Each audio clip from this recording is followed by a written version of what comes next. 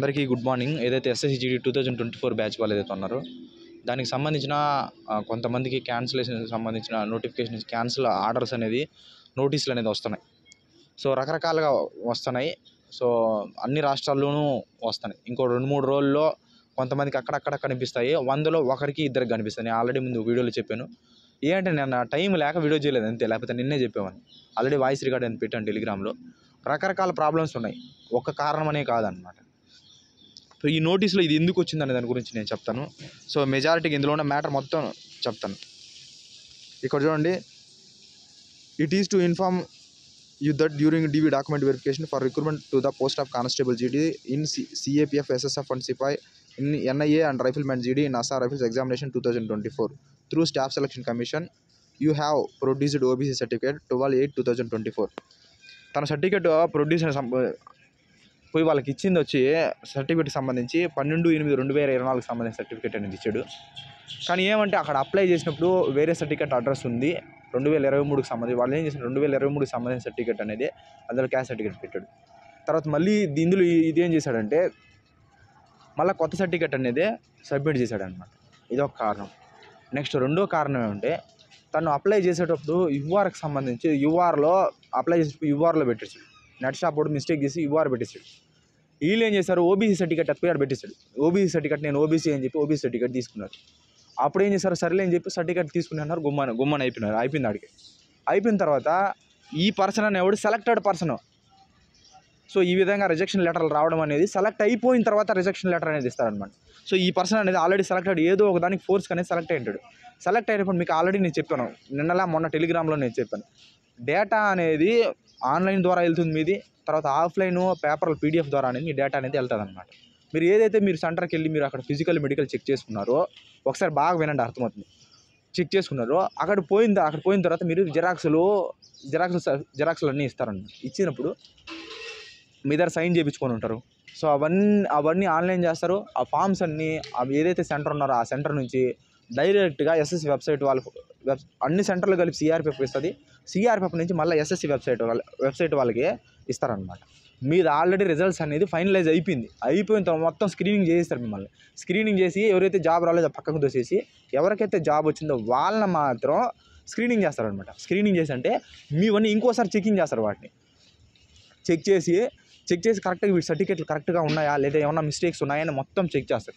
ఎందుకు చెక్ చేస్తారు అంటే ఆ డేటాని మీరు ఏ ఫోర్స్కి అయితే సెలెక్ట్ అయినారో, అది సిఆర్పిఎఫ్ కావచ్చు, BSF, ITBP, SSB, SR rifle, SSF ఏదైనా సరే, సో మీరు ఏ ఫోర్స్కి సెలెక్ట్ అయినారో ఆ ఫోర్స్కి అనేది ఆ ఎస్ఎస్సి వాళ్ళు మీ డేటాని ఎస్ఎస్సి నుంచి మీ డేటాని మీరు ఏ ఫోర్స్కి అలాటెడ్ ఉంటారో ఆ ఫోర్స్కి మీ డేటా అనేది పంపిస్తారనమాట. అక్కడికి మీరు వెళ్ళి మీ ఫోర్స్కి వెళ్తే మీ డేటా ఒకసారి చూసుకొని మీరు ఏదైతే అడ్రస్ డీటెయిల్స్ ఇచ్చారో ఆ అడ్రస్కి వాళ్ళు ప్రింట్ తీసి కాల్ లెటర్కి సంబంధించిన ప్రింట్ తీసి ఆ కాల్ లెటర్ అనేది మీ ఇంటికి పంపిస్తారనమాట. సో ఇది ప్రాసెస్ అనమాట. ఈ ప్రాసెస్లో లాస్ట్ ఫైనల్ స్క్రీనింగ్ చేస్తారు సర్టిఫికేట్కి సంబంధించి. ఆ డాక్యుమెంట్ వెరిఫికేషన్కి సంబంధించి ఒక బోర్డులా కూర్చుంటారు. ఒక 10 మందో 12 మందో సంథింగ్ ఎంతో మంది కూర్చుంటారు. ఈ సెలెక్ట్ అయిన క్యాండిడేట్స్ అందరినీ కొంతమంది డివైడ్ చేసుకొని మీ డేటా మొత్తం చెక్ చేస్తారు. చెక్ చేసినప్పుడు తేడా కొడితే దొరికితే రిజెక్షన్ లెటర్ అనేది పంపిస్తారండి. సో ఇది ఇందులో ఉన్న ప్రాసెస్. ఇదేం చేశాడంటే ఫస్ట్ అప్లై చేసినప్పుడు ఒకటి పెట్టాడు ఒక అడ్రస్తో. మళ్ళీ ఏం చేశాడంటే కొత్త సర్టిఫికేట్ ఇచ్చినప్పుడు ఇది ఇంకో అడ్రస్తో ఉందన్నమాట. ఒకటి అప్లై చేసినప్పుడు ఏమో యూఆర్ అని పెట్టేశాడు. సర్టిఫికేట్ల వెరిఫికేషన్కి ఏమో ఓబీసీ సర్టిఫికేట్ అతుకు ఇచ్చాడు అనమాట.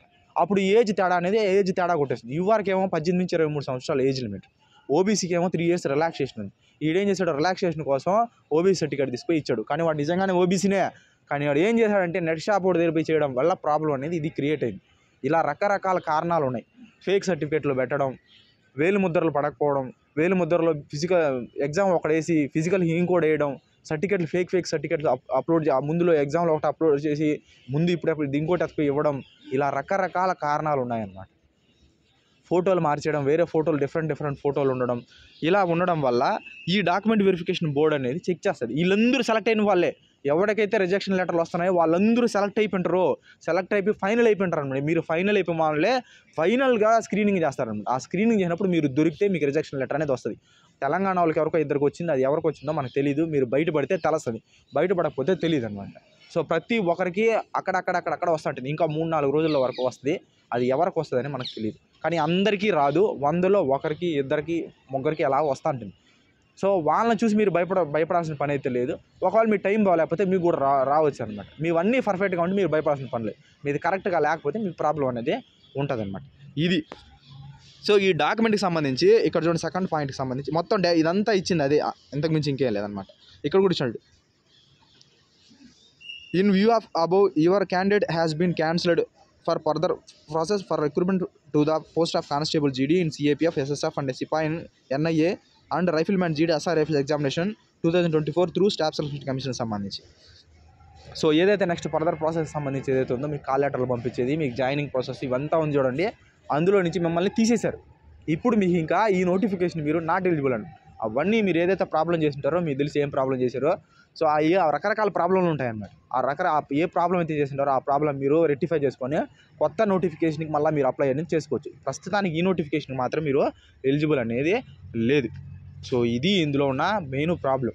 సో ఏదైతే సర్టిఫికెట్లు, ఫేక్ సర్టిఫికెట్లు, తర్వాత వచ్చి ఎగ్జామ్లో ఒక వేలు ముద్ర, మెడికల్లో ఇంకోటి వేలు ముద్ర వేయడం, తర్వాత అక్కడ ఒక సర్టిఫికేట్ అప్లోడ్ చేయడం, ఎక్కడో సర్టిఫికేట్ అప్లోడ్ చేయడం, అప్లై చేసేటప్పుడు యూఆర్ పెట్టేసి ఎక్కడో రిజర్వేషన్ కోసం ఓబీసీ సర్టిఫికేట్ తీసుకెళ్ళడం, ఇలా రకరకాల కారణాలు ఉన్నాయన్నమాట. ఈ కారణాల చేత మిమ్మల్ని రిజెక్షన్ లెటర్ అనేది మీకు ఇచ్చారనమాట.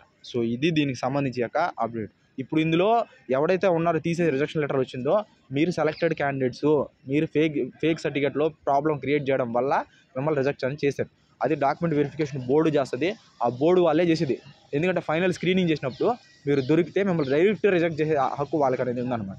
మీ డేటా మొత్తం ఆల్రెడీ ఎస్ఎస్సీ వెబ్సైట్ వెళ్ళిపోయిందని చెప్పాను, ఆల్రెడీ ఎప్పుడో వెళ్ళిపోయింది. మీ రిజల్ట్స్ కూడా ఫైనలైజ్ అయిపోయింది. మీరు ఆ సెలెక్టెడ్ క్యాండిడేట్స్కి మాత్రమే ఈ విధంగా లెటర్లు అనేది వస్తుంది అనమాట. సో ఇది క్రూషియల్ డేట్ అంటే ఏంటంటే ఒక చెప్తుంది అనమాట. ఇప్పుడు సర్టిఫికేట్లు వెరిఫికేషన్ పోయిన తర్వాత ఈ డేట్లో మీరు సర్టిఫికేట్లు తెచ్చివ్వండి. తర్వాత గవర్నమెంట్ చెప్తుంది ఈ డేట్ కంటే ఈ డేట్ నుంచి ఈ డేట్ వరకు మీరు అప్లై చేసుకోవాలి, మీకు ఒక ఏజ్ లిమిట్ ఈ విధంగా ఉంటుంది. సో ఈ డేట్ నుంచి ఈ డేట్ వరకు మీరు సర్టిఫికేట్లు సబ్మిట్ చేయాలి. ఇది ఒక డేట్ ఫిక్స్ చేస్తుంది అనమాట గవర్నమెంట్. దీంట్లో జీడీనే కాదు, ప్రతి దాంట్లో దాన్ని క్రూషియల్ డేట్ రకరకాలుగా పిలుస్తారు. జీడీలో ఈ విధంగా ఉంటుంది అనమాట. ఒక్కొక్క నోటిఫికేషన్లో ఒక్కొక్క క్రూషియల్ డేట్లు ఉంటాయి, ఒక్కొక్కలాగా ఉంటాయి అనమాట. ఆ నోటిఫికేషన్కి తగ్గట్టు ఒక డేట్ అనేది ఎండింగ్ డేట్ ఇస్తాడో, ఆ డేట్ ఎండింగ్ కంటే ముందుగా మనం ఆ గవర్నమెంట్ ఏదైతే ఇస్తుందో ఆర్డర్ ఇస్తుందో నోటిఫికేషన్లో, దాన్ని మనం ఫాలో అవ్వాలి. అదొక ఆర్డర్ లాంటిది అనమాట.